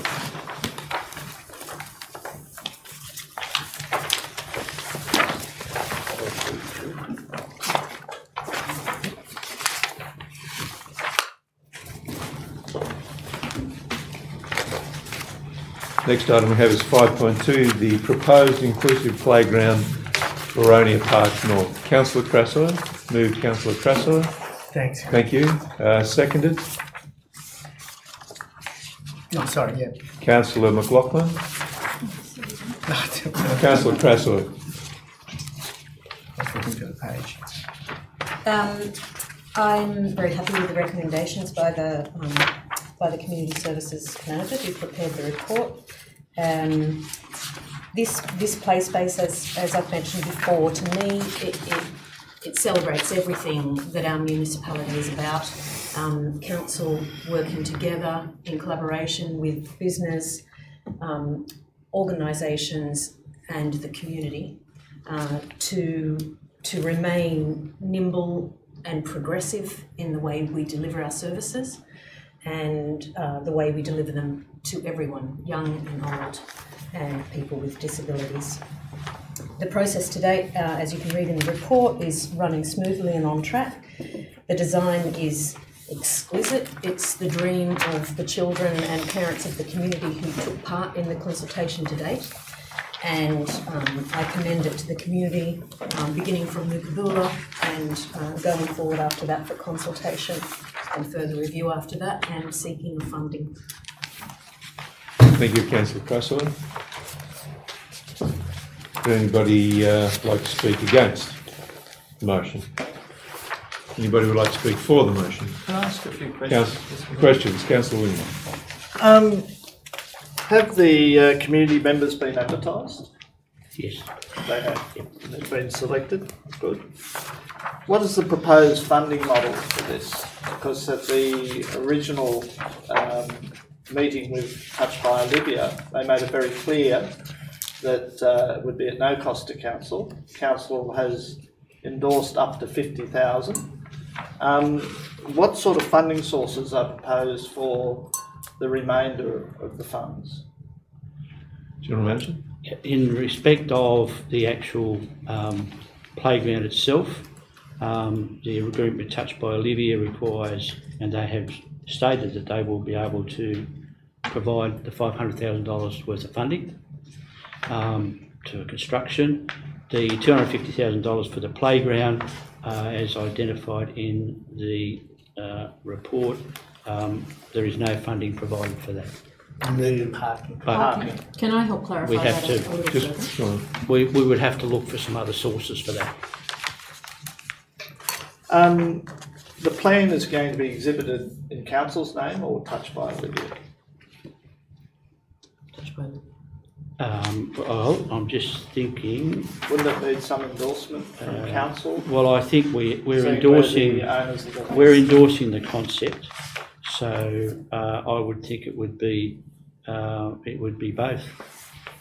They would be undertaking the consultation. I think that needs to be made on clear behalf. in any of the exhibition material that council is one of the proponents of the thing. The other thing that does confuse me a little bit is in the documentation we have here, and nobody is privileged except for councillors at the briefing to actually be able to see what these plans mean. At the moment it's on an A4 and is illegible for a person of my eyesight. We did get an explanation in the briefing. I think we owe it to the public to be able to understand what's being proposed and put on exhibition. So to me, I think that is very unclear, and we need to improve on what we're going to put on public exhibition if we're going to be involved in that. So I would ask that what's put on exhibition is better quality than that, something that the community can understand. We did ask before for details of what the survey was, the questions, and I see there and there, but we don't have an analysis or a breakdown of where those residents or where those people came from, and I think that's still outstanding in my mind. But having said that, on the basis that we're not proposing to put the 700,000 or 750,000 that's proposed to be spent on this one playground, and will set a standard for subsequent playgrounds, then I'm only too happy to support and endorse the proposal with those additional enhancement of the information that's going to be put on exhibition, on the proviso that it is self-funding, because council couldn't bear its 10 playgrounds to be upgraded to this scale, which would be $7 million, I would imagine, or thereabouts. So I think it's a great initiative and should be highly successful if it's self-funding. Otherwise, it may place an enormous burden on council to pursue it, particularly if it's going to replicate it across the municipality. Thank you. Against? Who would like to speak against this? Councillor Pollock? No, I'm for it, 100%. Do you get a right of reply even when you're for it? Yes. When no one's spoken against Has it? anyone, there's been no changes, have Right, there? so Councillor Crasso, right of reply. So I just wanted to actually clarify a couple of points on there. How the Memorandum of Understanding works, and perhaps through you, Mayor, to the GM, just to be sure, touched by Olivia, our agreement with them is that they seek the funding on our for the playground. We provide the land, they seek the funding and provide the playground to us, and that's what that, putting aside that little bit of seed funding to help get that ball rolling. And now that we have a plan, of course the plan, when it goes on public exhibition after the council, if the council endorses it tonight, of course it will be something that children can point at and adults can point at and people can make generous comment on. And then my last point I wanted to make is this is a regional asset. This will be something that our neighbouring suburbs will visit. Our community will enjoy very much. And our undertaking back in March with the initial motion was that we would eventually bring all of our future upgrades to an inclusive standard. That doesn't mean you would build 10 Livy's places. It just means that you would make sure, in fact, hopefully our whole suburb eventually would be an inclusive suburb. This one playground, it's a one-off. You don't need more than one in a small region like ours. So I just wanted to commend that again. Councillor Williams, I share your concern about the cost, and I was a little surprised to find out the cost of the parking, which came along well after we'd agreed to the original motion. But it's clear that that money will also need to come through external funding sources, and we'll be looking for money to fund the parking as well. I'll put the motion. Those in favour? Against? That's unanimous. And it's a great initiative, Councillor Prassel, you put up. We'll look forward to seeing it in the future. September, right? I look forward to every councillor being We've moved on to 6.1, Floodplain Risk Management Advisory Committee. Moved Councillor Williams, seconded Councillor... I'm not seconding it. I just wanted to have a question before I make up my we mind. have a seconder for moved Councillor Williams, seconded. Councillor Prassel, question, Councillor McLaughlin. Is this under legislation? We have to produce this, is it? This? Oh, we know what that means. No. Yeah. Virtually. Okay. Yeah. All right. I think we went through this question We did. before. I think Councillor Williams asked the Councillor question. McLaughlin wasn't here. There's pretty little risk of flooding in the area, but we're required to do it anyway. That's all right. Yeah, that's fine. It's a good question. It seems very over the top. And we need a We need a councillor for the committee. So, Councillor Williams, would you like to speak to this at all? Got an or- engineer and a water qualified. As I have moved the motion, I do that reluctantly on the basis of what Councillor McLaughlin referred to, because when we did the approval or adopting the recommendation for the flood study, there was a lot of money for very little outcome, and Councillor Collins quite rightly raises many issues about finance. But as I understand it, it is a legislative requirement, and we've just got to go through this process. I do appreciate there's probably a couple of houses in Hunters Hill that are flood potential. I've actually, back in '88, walked knee deep through a house in Park Street on an occasion. I understood after that council made its corrections up around the Gladesville Shopping Centre to prevent that from happening in the future. But having said that, this is a classic example of one size fits all.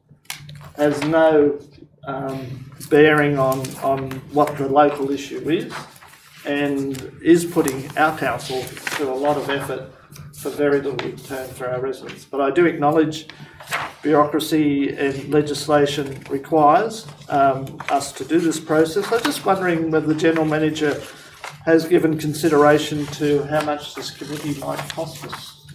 Do we have to pay these? No, we don't have to pay anybody. No. Good, okay. I like that.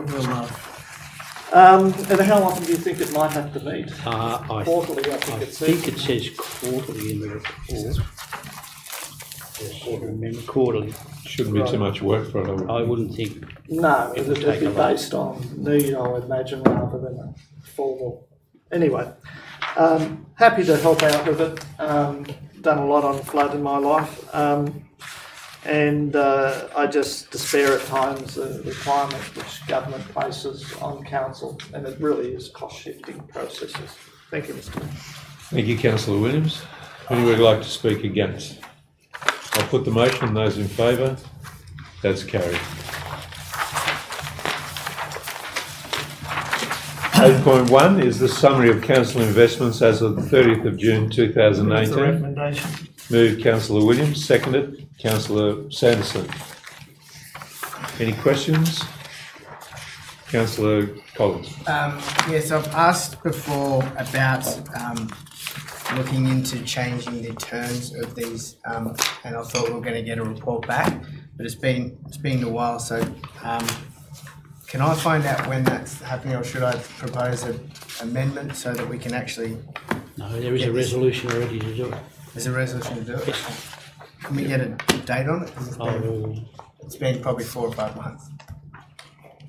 We just want to find out when, because they're rolling over. Could we just perhaps Finance Manager wasn't here last time. Could you just go through what you would like? So we can go back to the original motion, but what would you like? Well, we've just got these amounts of money being held on very short terms, and we can get a higher rate if instead of rolling over 60-day terms, 6 times a year, if we put it in for 12 months, we can get a higher rate of return. And it seems like an easy win because this money's just been sitting there for many years, and it's always just rolling on 90-day terms. We do the report, or we have to comment? We need to come back to the report. Yeah, we do. I will comment briefly. Please. So, the term that you're talking about, I actually have had a look at the longer term rates, and they're not significant. You're talking percentage points, and over $1 million, you're talking like maybe $1,000. So I'm just saying at this point in time, it's not significant, but I will bring a report back. Thank you.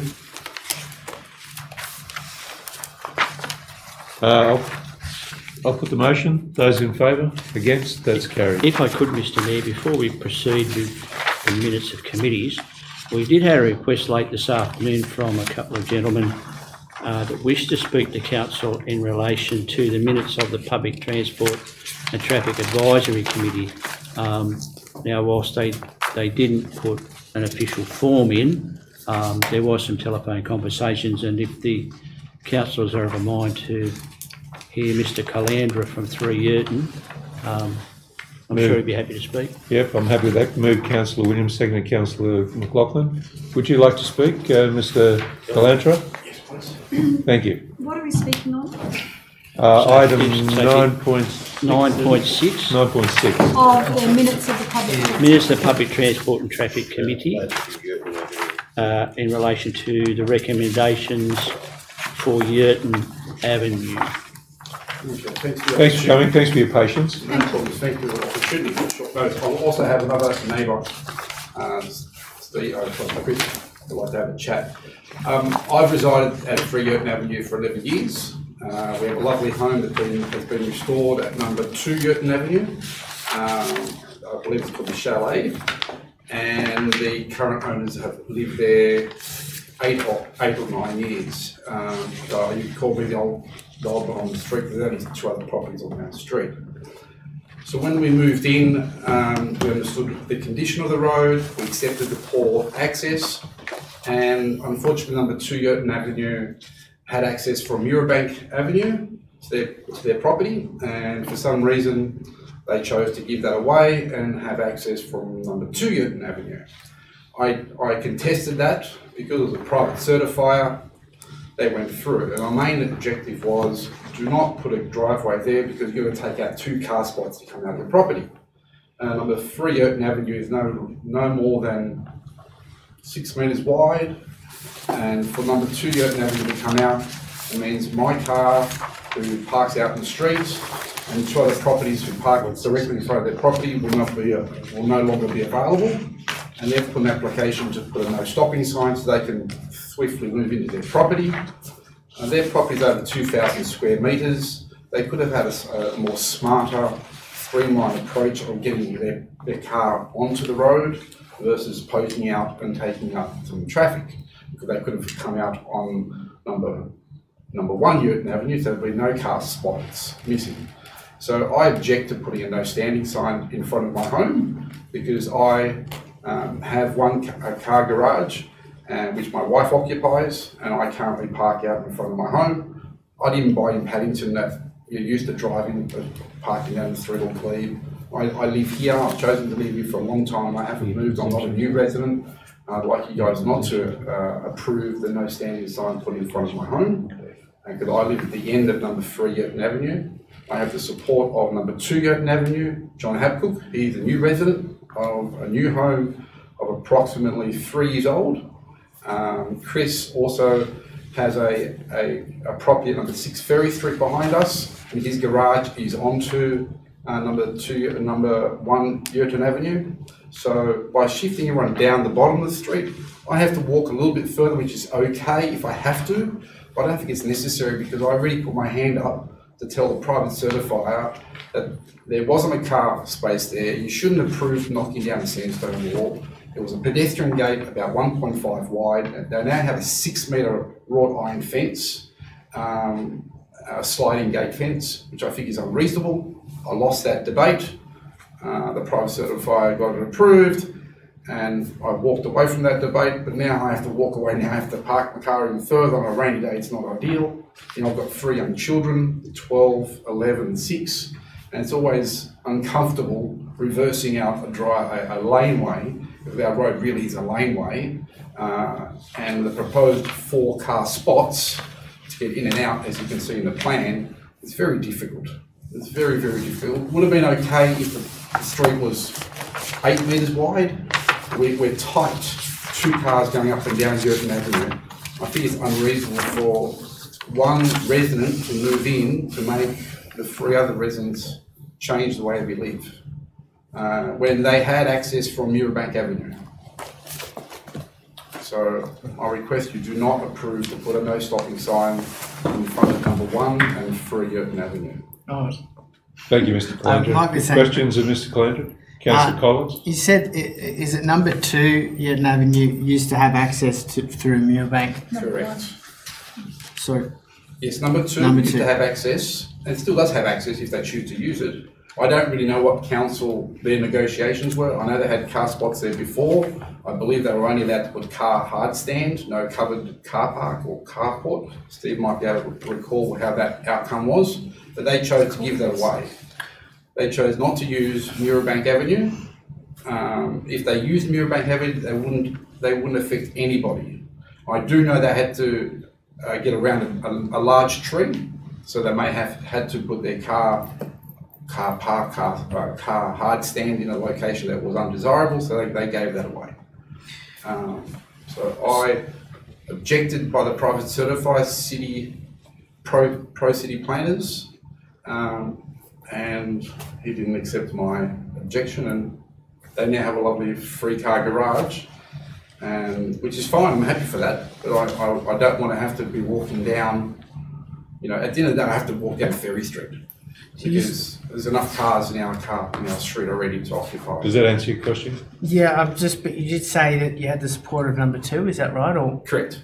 John Habcook. He's I think it's number 1. Is it number so I'm 1 getting confused. Number 2 had access to. Sorry. Do you mean 2 Ferry Street? Number 6 Ferry Street is here, and I believe he supports my position. No, okay, not number 2. Yeah, okay, number 1, which is John Habcook. He just recently joined. He supports this. He had a work conference. I only learned of this meeting late this afternoon. So he did write in and object. I wasn't. Yeah, well, I was at the. I was at this meeting and I didn't know about the history. The history. Yeah. So I actually don't know anything about it. So I've just got a couple of questions. Councillor McLaughlin, do you have a query? Yes, through you, Mr. Bear, if I may. So the no stopping sign is opposite the driveway. Yes. Right. Okay. It's so they can get in and out of their property. So they can get in and out. But you won't be able to park there. I won't be able to park there, and John won't be able to park there. Okay. So the two of us, I'm not coming into this completely. Yeah, so the 2 of us won't be able to park in front of our property, but that one neighbour, number 2 Yerton Avenue, are able to get inside their driveway. Which my original position was to the private certifier was a 1.5 metre pedestrian gate.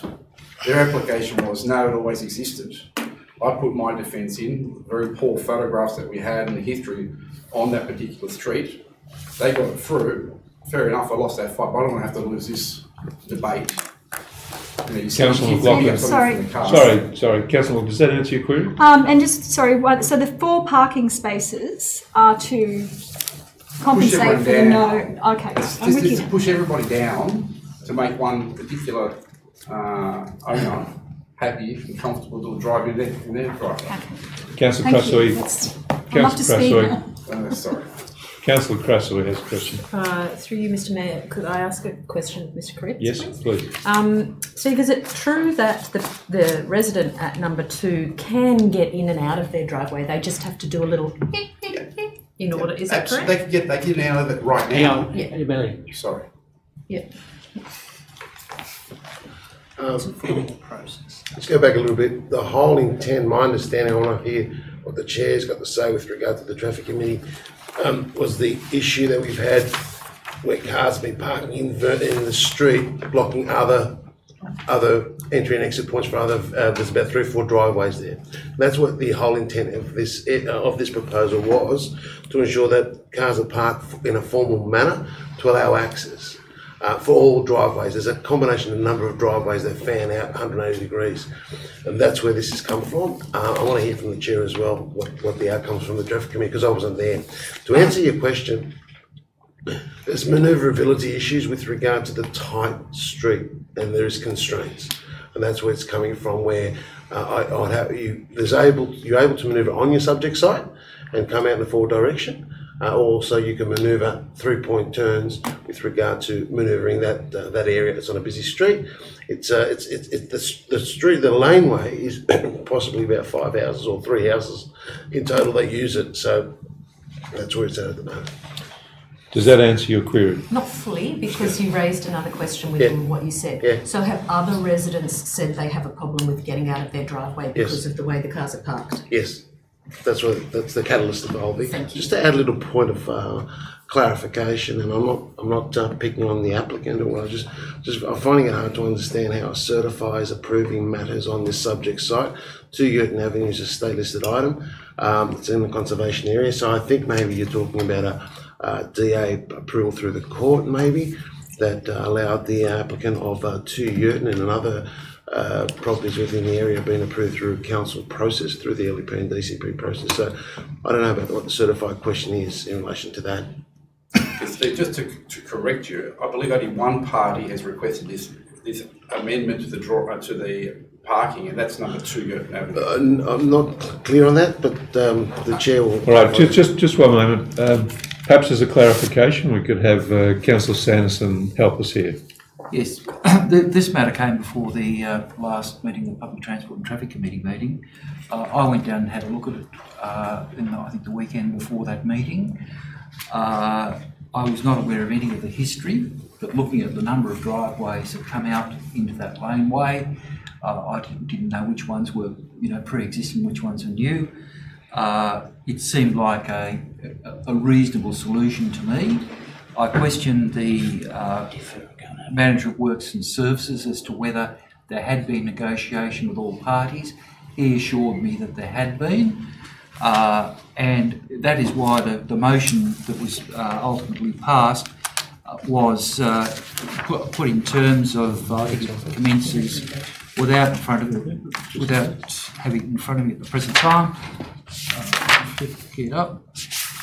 Subject to continuing consultation with the residents, Councillor Mark, 4 parking spaces, blah, blah, blah. Yes, it was subject to continuing consultation. So we've got the objection. So the matter is not final at this point in time. I get that. We haven't been consulted.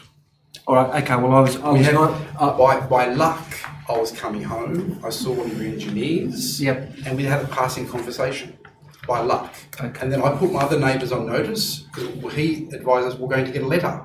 In my paranoia, I kept contacting him. He said, it's coming, and I've received it. And just by luck today, again, I spoke to Steve about another matter, and he was generous enough to tell me, well, today's something that you may want to jump on this one. Well, hang on. Well, actually, if the recommendation to council is that council, subject to continuing consultation, logic suggests to me that we should just simply defer it, go and have a look. That's right. Yeah. That would be the solution, best solution. Mr. Calandra, I think this is just work in progress.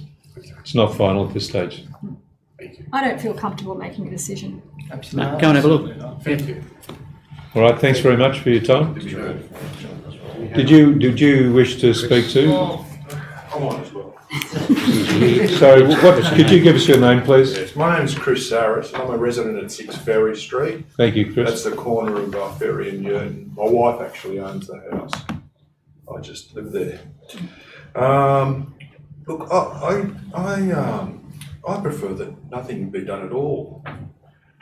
We've been there for 7 years, and from what I could see, everything's worked fairly well.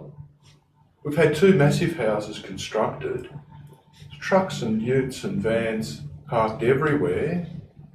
I mean, maybe once or twice I've asked someone to move their car so I can get the boat out of the garage, and it's worked well. I don't know why you'd want to go and mark parking spots and put no standing signs on. I mean, a common sense approach, I think, would work, as it has. I can't get my car out. Please move your car.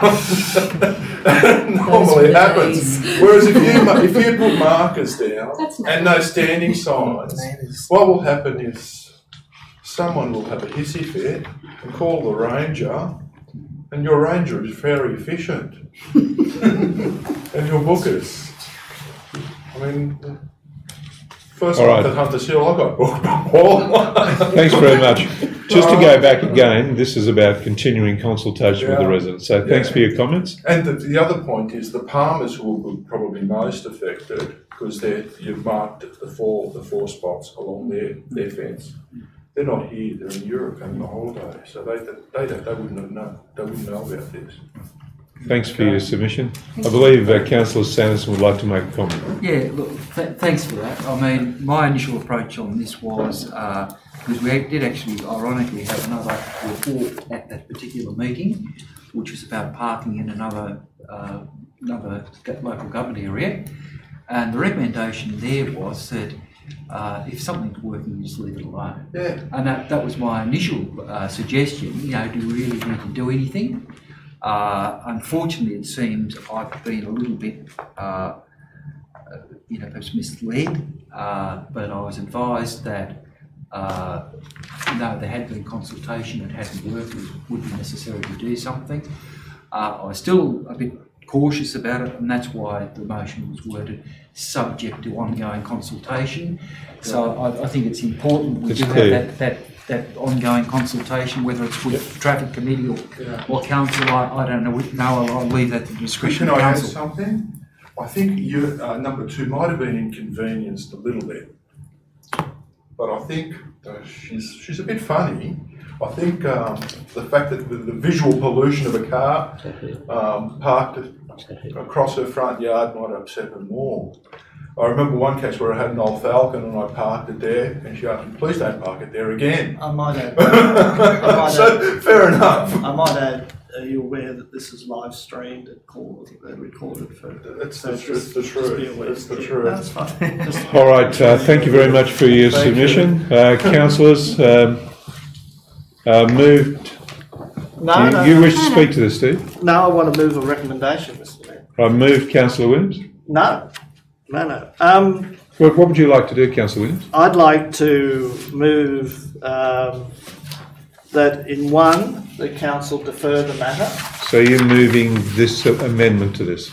No. You're moving it with an amendment? The committees don't make recommendations, they provide advice. The advisory committee. So it's a recommendation. Are you moving to receive the minutes of the meeting? I'll receive the minutes of the meeting and modify the report. You want to modify the report of the committee? The recommendation. The recommendation. All right. Right. So in 1, for Yurton Avenue, Hunters Hill, I would word it, the council defer the matter for further consultation with the community. Would you mind including us on-site inspection as part of that? I can do I that, think you yes. should go and have a look. Yeah. But I think it needs to be done at a council level, not at a committee. Yeah, no, level. you go on. Yeah, council defers So to site inspection. Could you read out the words you want to change in that? The council subject to continuing consultation. No. The council Yes. defer the matter Defer the matter. for a site inspection Yes. and further discussion with the residents. Full stop. Yep. I don't think there's any grounds to include solutions at this stage. And then the 2 and 3 stay. All right. Do we have a seconder for that? I'll second that. Councillor McLaughlin. Any further discussion? I'll put the motion. Those in favour? Aye. Against? That's carried. Thank you, gentlemen. Yeah, sorry about that. You can go back to 9.1. There's 2 other recommendations there. Yeah, that was Councillor Williams included. Everything's moved. Yeah. 9.1, minutes of the Conservation Advisory Panel. I'll move the minutes. Moved Councillor McLaughlin, seconded Councillor Williams. Is there any further discussion we need on that? Councillor McLaughlin, would you like to... Councillor McLaughlin, do you... I just wanted to point out in general business, there's a mention of a Telstra small cell technology installation on Woolwich Road. CAP was very, very disappointed in the approach that was taken by Telstra to that technology installation. We were consulted, but only really in a very sort of rudimentary way. They weren't interested in listening to us really. I think they just wanted to tick that box to say they had consulted with us. As it turned out, they didn't take on board any of our recommendations. I don't think they took on board any of Council's recommendations. And they will put that technology cell up as it is and as they drew it originally without any changes. So CAP was very disappointed in that outcome.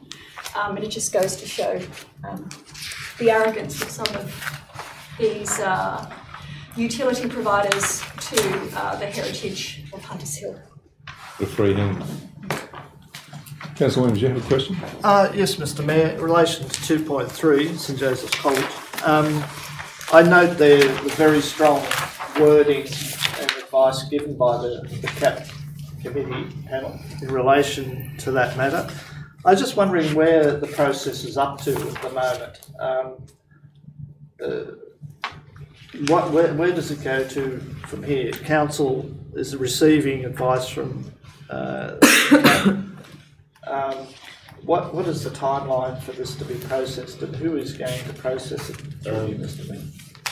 Through you, Mayor, from memory, and I can send you a formal memo with the time and date lines. I sent an email through with some timelines, anticipated timelines, which I believe that in October a draft plan will be submitted to the Department of Planning as a draft, and then they'll forward it to us and all for consultation. We'll have an opportunity to make comment, and then that all goes back to the state government through the planning department for them to do an assessment. But I can forward to all a draft timeline. Yeah, no, that's fine, Mr Mayor. I just wanted to get a feeling for when this advice will be relevant, and obviously that's after they've lodged it and then it comes back to us for comment when we're making those comments such as this. Yes, but also just want to add that there'll be a draft, a submission process and a formal submission process. So we have 2 bites of the cherry. But I'll put it to all in line anticipated times. Oh, no need. I've got a picture. Any further queries? Just while Councillor Crussell. While we're asking questions on St Joseph's, are we able to see the feedback from the community consultation that they conduct, or does that just go straight to the state? It goes to the state, but we can ask for a request for that. Most definitely. I'd be curious to see. So will I. Yeah. We're already receiving 1 or 2 submissions, which I forwarded to the council and also forwarded to all involved, the school, Department of Planning, the assessment process persons as well. But there were 2 information events held at the school where they received community feedback as well. I think they said they would provide that to us at our briefing. So I haven't seen anything yet. They're still going through the process. I think August was a timeline that they mentioned to me the other week. So we'll chase that up. Thank you. Any further discussion on this matter? Put the recommendation. Those in favour? Aye. Against? It's carried.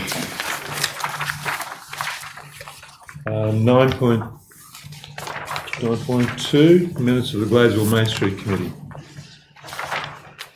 Move Councillor Collins, seconded Councillor Craswell. Councillor Williams. I'd just like to highlight one point there.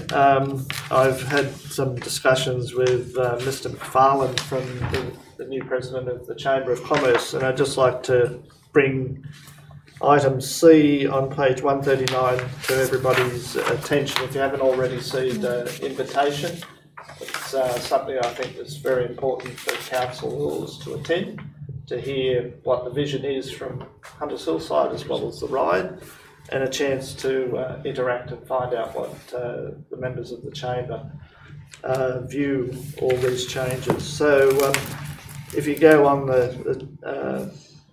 everybody should have received an invitation. It's very easy to register. I've already done it. Thank you, Councillor. I'll be there. Good. Any further discussion? I'll put the motion. Those in favour? Aye. Against? That's carried. 9.3, is that what we have to do? The minutes of the Hunters Hill Art Exhibition Advisory Committee. Moved Councillor McLaughlin. Can I move Seconded Councillor that Williams. and speak to the recommendations, if I may? Please. So this meeting that we had was a wrap up of the most recent art exhibition, and out of that we always do what went well and what didn't go well. Well, it turns out that there was a lot of things that went well this year. The recommendations that the committee wants to consider is that Council considers the extension of the art exhibition for an additional week in 2019. And I note the General Manager has made some comments there. The committee has asked for this extension for the benefit of new councillors of the exhibition period for a further week for the past 2 years, and we've been denied. The committee obviously feels that an extension would be useful and would build momentum over the exhibition period. It just happens too quickly. It's all over too soon. Most other councils have their art exhibitions for a lot longer. We feel that the extra time would generate word of mouth and thus increase sales as a result of buyers taking a bit longer to consider their purchasing. I note that the General Manager, and I would like to get some clarification on the operational impact that you refer to. But in my mind, the Town Hall is first and foremost a building for the community. So for a community event, that whether or not it impacts on internal council operations, I don't think is really relevant. A town hall is a natural gathering place, and an art exhibition is a natural community event which should be held in the town hall. I've checked, and the town hall is not booked by another organisation at this point. There is space in the schedule to allow for it to continue for an extra week. And indeed, in the previous years when we've asked for this, there's also been room in the schedule. It hasn't been booked for other events. We feel that this extension is very much needed to generate additional revenue, which again is referred to by the General Manager in his comments. So that's my comments in relation to the first recommendation. In relation to the second recommendation, which is that the consultancy be continued, we felt as a committee that the sharing of roles between the organisational aspect of the event, taken on by the Council's events coordinator, and the consultancy, the curatorship, the marketing, the sponsorship, worked very well this year.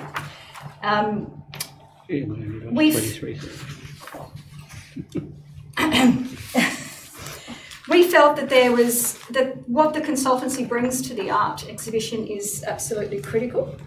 While this is no disrespect to the events coordinator, but that side of it is a very different side from the actual building of the art exhibition itself, the building of the relationships, the getting into the sponsorship, the sales, the look and feel of the event, the catalogue, the promotion, and all of those kinds of aspects. So we felt that it is a critical component of the exhibition. So they are my comments in relation to the two recommendations. Could I just ask a question? The recommendation is that the council considers the extension and the consultancy approach be again considered. So are you suggesting that we go away from this meeting tonight and consider this further and look into it further and prepare perhaps a financial impact or something like that? Is that? Well, that's right. I think when we get to organising the art exhibition for next year, we need to have settled whether or not we're going to move forward with the consultancy and whether or not we need to move forward with the extra time. So I would like for us to consider it, and then it comes back to council a bit closer to the event. But we will need to move very quickly because those decisions are made at the end of this year. Yeah, thank you. Anybody wishing to speak against this? Anybody for? Councillor Williams. I just, as a committee member and somebody that attended some of the exhibition, I just feel that I need to reinforce what Councillor McLaughlin has said. Historically, the art exhibition is run for more than a week, for 2 weeks. There is a great deal of merit in that. I think we have to look closely at the finances, and I was a bit surprised at the General Manager's operating deficit here. I'd be interested to unpack that a little bit more, because from a community perspective, it was an extraordinary success in terms of sales and exhibition. Again, it outstripped the previous years. So I think it's important that we maintain and continue this at its present level, if not more. The only way you could do that successfully, I believe, is to bring an additional person in to do that building of the art show. It's not just a process. It's a whole marketing, public relations, and you've got to feel and have empathy for that. You have to have connections, and you have to be able to be nimble and put the whole thing together, which is extremely complex. And I might add, is supported by an enormous volunteer commitment during the exhibition period. And it's something that is highly regarded both locally and regionally, if not Australia-wide. The art comes from everywhere. So I think we need to take a further think about what an additional week means. It is available, and I think it would be beneficial for that exhibition to be given that ability to grow and the advantages that come from an additional week.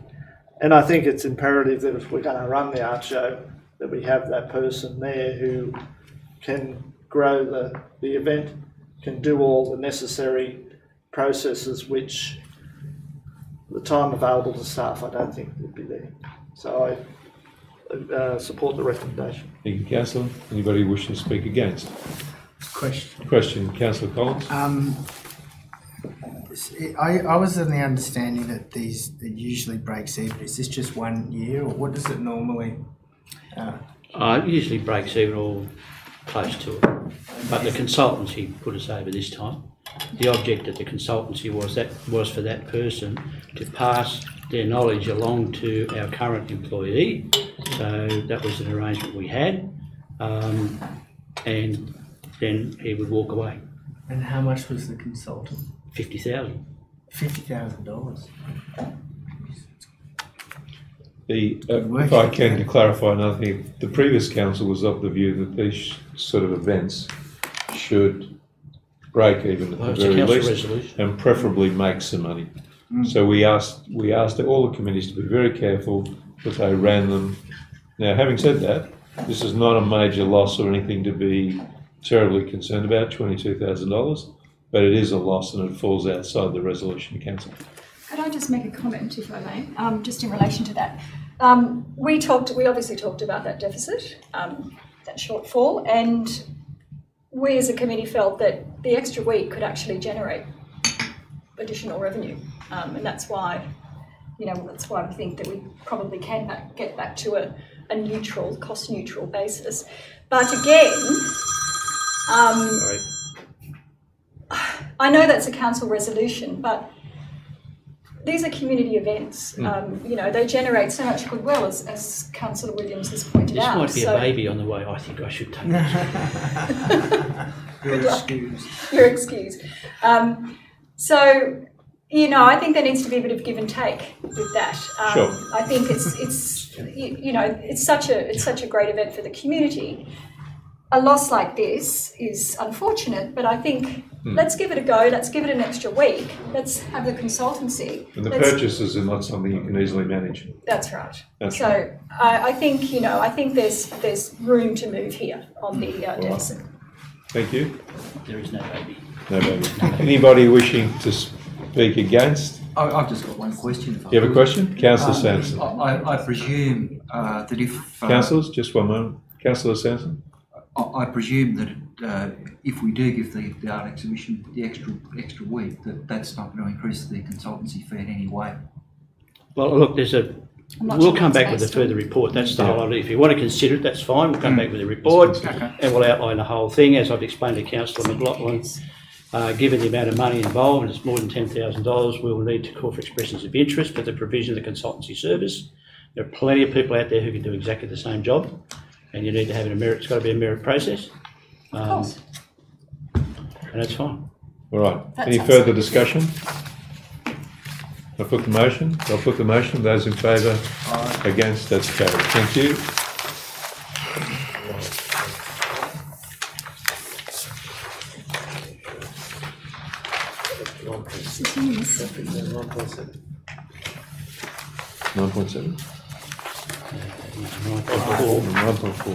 Minutes of the Hunters Hill Events Advisory Committee.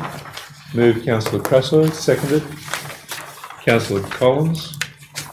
Any discussion on this? Receive and note. I put the motion. Those in favour? Against? That's carried.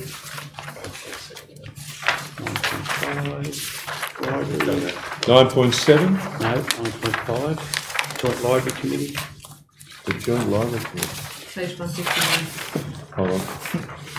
It's all right, mine fell Yep, out. thank you. 9.5. Moved Councillor Williams, seconded Councillor Sanderson. Councillor Williams. And just note one minor detail, or probably major, for the person concerned. In the present, Councillor Christopher Gordon is the Deputy Mayor of the City of Ryde. He referred to me as the Deputy Mayor, so he probably... Anyway, just a minor issue. Yeah, thank you. President. Mr Mayor, I think... Thank you, Councillor Williams. I think we've been through the whole issue of the library, but the committee is a very valuable asset to the process. It brings together a range of people, and I think as we move forward with the library process, we need to take these people into consideration in terms of their information and advice during that process. Yeah. All right, I'll put the motion. Those in favour? Against? That's carried. 9.7, I think, is the next one. Report on council's briefings and workshops. In your hands, Councillor. Moved Councillor Collins, seconded Councillor Crasso. Any discussion on this?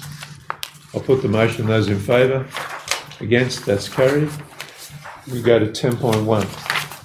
That's some correspondence from Wallandilly Shire Council regarding Save the Koala petition and the Kiddies concert. Councillor Collins and Councillor Williams. Thank you. Any discussion on this? There's a copy of the petition attached to the documents. By moving and noting, we're not. No, sir. No, sir. We're just acknowledging receipt. Thank you. And making sure that everybody's aware of it on their behalf. Councillor Crasson. I'd just like to comment, if I may, on the kiddies concert. It's something that well, the Youth Orchestra and the Symphony Orchestra are one of the organisations that we support with our community grants. And so it's really nice that they give us the feedback of the success of their concerts and that we've been able to support them while they're doing that great community initiative. Thank you, Councillor Crasson. Any further discussion? I'll put the motion. Those in favour? Against? That's carried. 12.1 is the various committees of council. Any comments on that? Just add in 31st of July is the Independence Celebration, Huntersville Club at 6 p.m. And we'll probably have a date shortly for the first meeting of the floodplain committee, I think. Thank you. I can see you. What date was that? I can see you can't wait. He doesn't have it yet. I don't know yet, but I think it'll be soonish. Unless there's a flood, will be even sooner. Have a mover and a seconder for that? We do. Thank you. I'll put the motion. Those in favour, against, that's carried. What's on is attached. What's on? Can I just ask a question? Please, Councillor The McLaughlin. Sydney Airport Master Plan briefing? General Manager? Yes, that's coming. When is that on this page? What's that? What's exactly? Okay, what so are there we is a new master plan out. They'll probably get to NESROC before they get to us. There are some, generally it's on-site changes, but there are some proposed changes which will increase the ANEF contours. Oh no. Yes. It does, but there's no increase in the total number of flights. But what I'd suggest that Councillor Williams might recall. Bloody oath. When a lot of this discussion occurred earlier, it was suggested that with the arrival of larger planes would be quieter. Yes. I distinctly remember that, but it appears that may not be the case. I think we're about to be told. You certainly spread the noise out, and that's pretty obvious from the flight paths recently. Well, that's what's supposed to happen. Is there any further business tonight? No, but I reflect on history. You'd like to reflect on? History. Just in relation to the airport thing. Councillor Williams. We had a big battle here over mergers, but it was a massive battle over the third runway. And I can recall one protest at the airport. Myself and Tommy Wren and all the mayors were lined up and we marched up over the departures lounge, and then we were followed by, I think it was 50 council garbage trucks.